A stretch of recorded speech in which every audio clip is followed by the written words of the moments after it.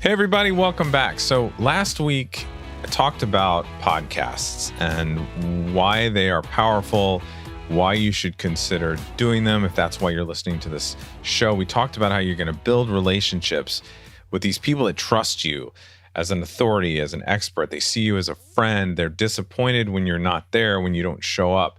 It's a really deep connection. And so this week, I wanted to talk more about those people that are listening to you. I wanted to talk about podcast listeners and share things with you about, that, for instance, most Americans have listened to podcasts, okay? And people around the world more and more are listening every day. There's more podcast listeners than ever for actually less active podcasts out there. Podcast listeners, they follow you and they listen to a lot of audio content. If you remember last week, they are listening to 6 shows that they subscribe to. They're listening to up to 95 minutes a day of audio content. I'm also going to talk in this episode about how they have money. They're educated people that also have jobs. They want to learn. That's why they're listening to podcasts. And as you heard last week, they really trust you. They trust the host when it comes to recommendations that they make and how that can be important. And they just generally listen to more content than other people that are out there, or other people that are watching videos, people that are reading blogs. They have more time because they're listening in the car, on the go. They're listening to more content. So let's get into the details here and really talk about why podcast listeners are a desirable demographic. So each year, Edison Research puts out a study where they survey a bunch of podcast listeners. And based on data collected by them, collected by other organizations like Nielsen, currently 162 million Americans have listened to a podcast, and that grows every year. That's over 50% of Americans. I know I'm talking to a lot of podcasters or potential podcasters here in the United States. 39% of podcast listeners are aged 35 to 54. 56% of podcast listeners are aged 12 to 34. So there's a lot of younger people that are getting into podcasts now, and that has changed over the last 4 to 5 years. 31% of podcast listeners have a household income of $100,000 or more per year. That's important because that's money that is disposable income. They have ability to make choices. And 57% of podcast listeners have at least a 4-year college degree. These are educated people. These are people who have had to gone into higher education and completed it. They've gotten that 4-year college degree.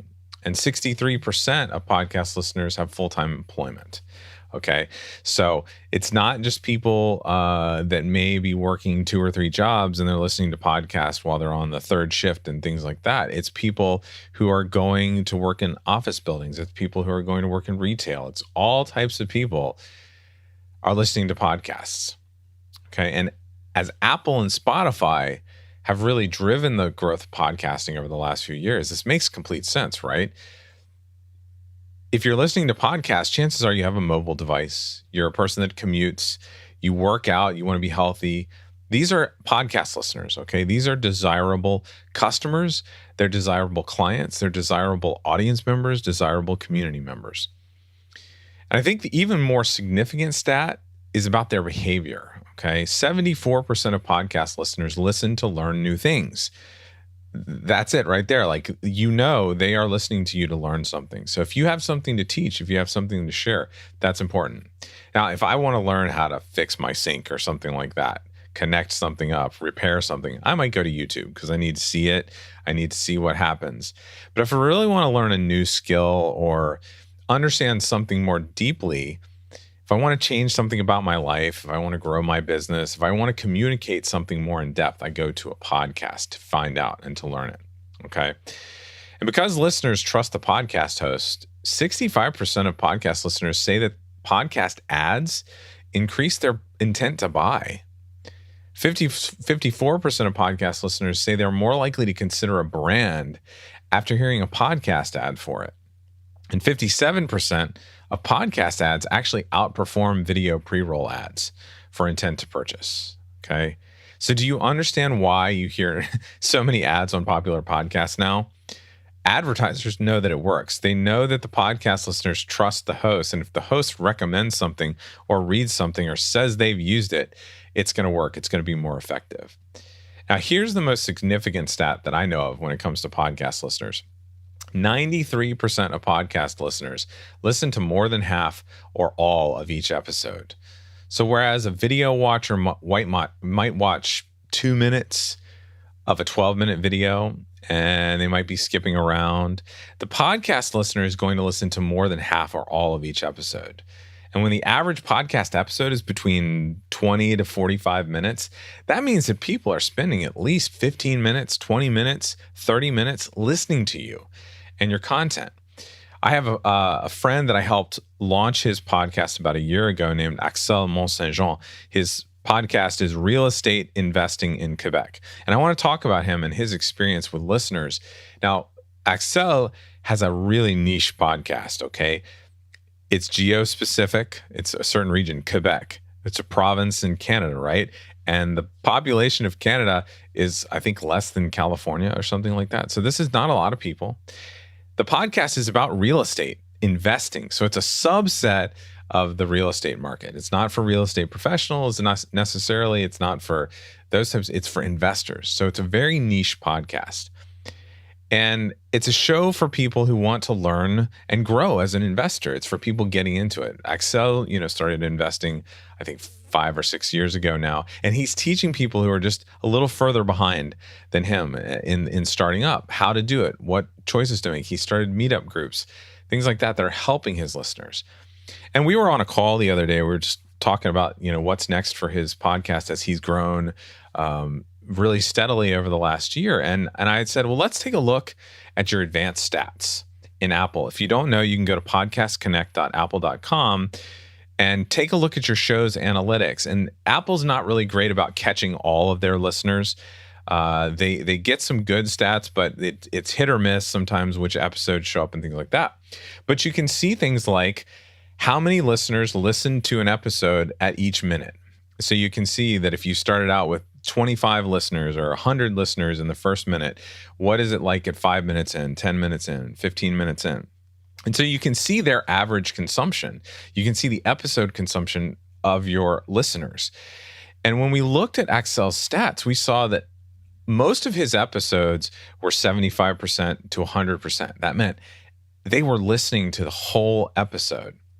But what was even more telling is he had a handful of episodes that were 110, 130, 140% episode consumption, which meant his listeners had listened to the episode and then gone back and listened again.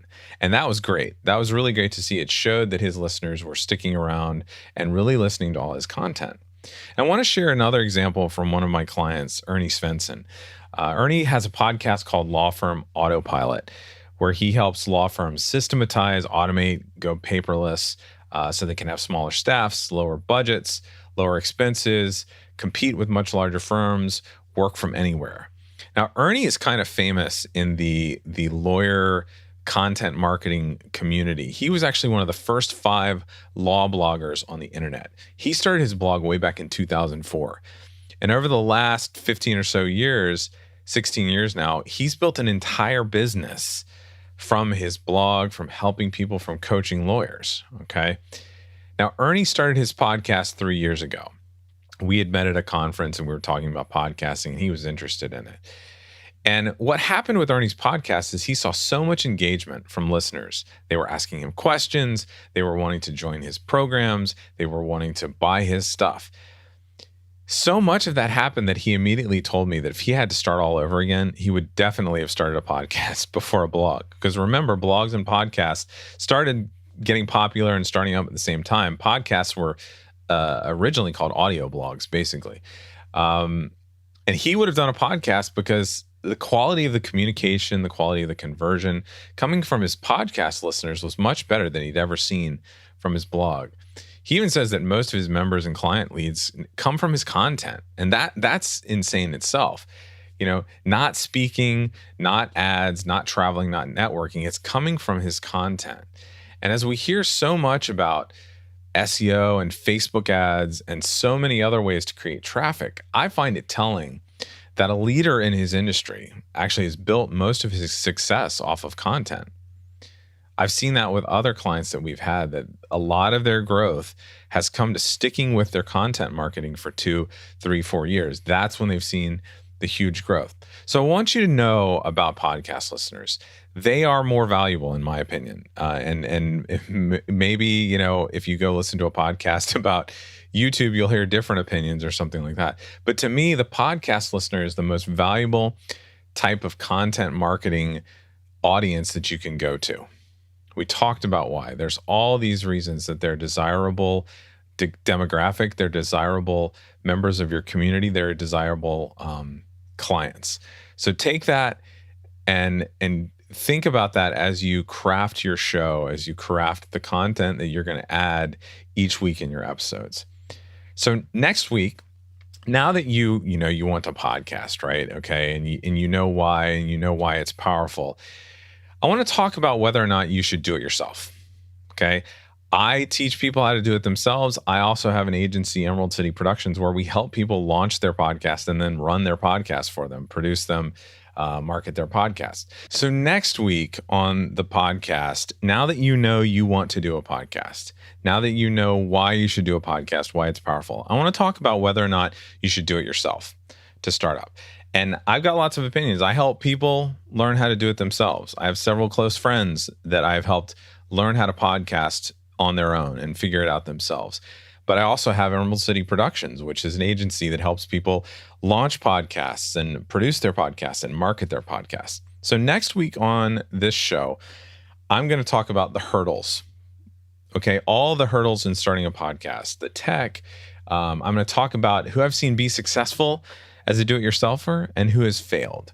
So stick with me, come back next week and listen to the episode. If you have any questions, at any time, you can email me, danny@emeraldcitypro.com. I would love to get your questions. I would also love it if you could rate and review this podcast and share it with anyone you think it would help. Ratings and reviews on Apple Podcasts and some other places really let people know whether or not they want to listen to the podcast. And, if you're ready to start, if you're ready to get going on starting a podcast, I can help you out for free. Go and get my podcast roadmap at dannyosment.com/roadmap. And that will give you 20 to 30 steps to do exactly what you need to do without making mistakes, without having to make decisions on what product to buy, what thing to try. And you will have a podcast, I guarantee you, in a month if you go through that checklist. So I look forward to seeing you next week right here on Podcast Strategies.